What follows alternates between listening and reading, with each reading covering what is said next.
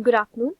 Our TAP project is water quality detection for fish pond, and our team members are Isha Gupta, Ashish Udenia, Sujabo Dev, and Kaushik. So this is our dashboard which displays the sensor values that we have captured. Here the hardware sends the data to the ThingSpeak, which further sends data to Flask.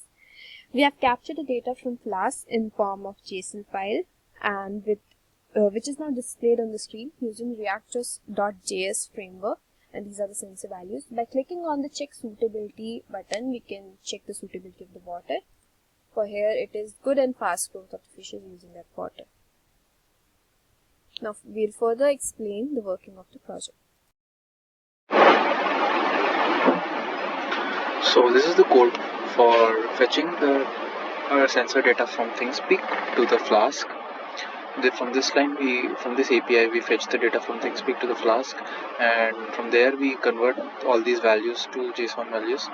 These are the temperature, turbidity, dissolved oxygen, and pH values, and then we feed all these data into an array.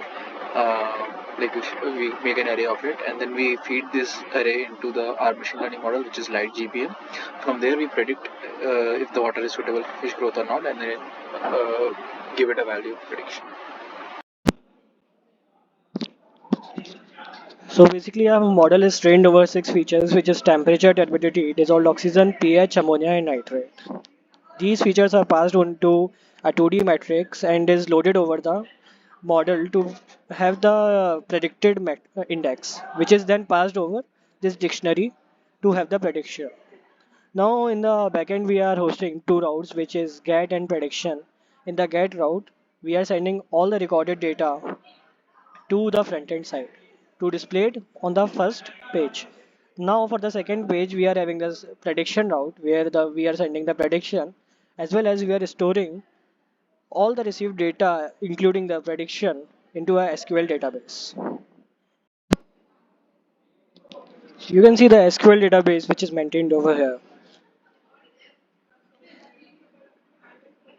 So for this project, we are using a Node MCU to collect all the sensor data and to send that sensor data to a ThingSpeak channel. From that ThingSpeak channel, the data is extracted to the front end. So as you can see, this is our code for the Node MCU.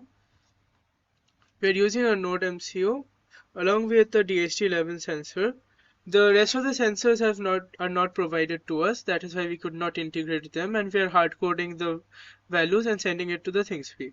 So as you can see, the data is being sent to ThingSpeak here, and the fields are set accordingly.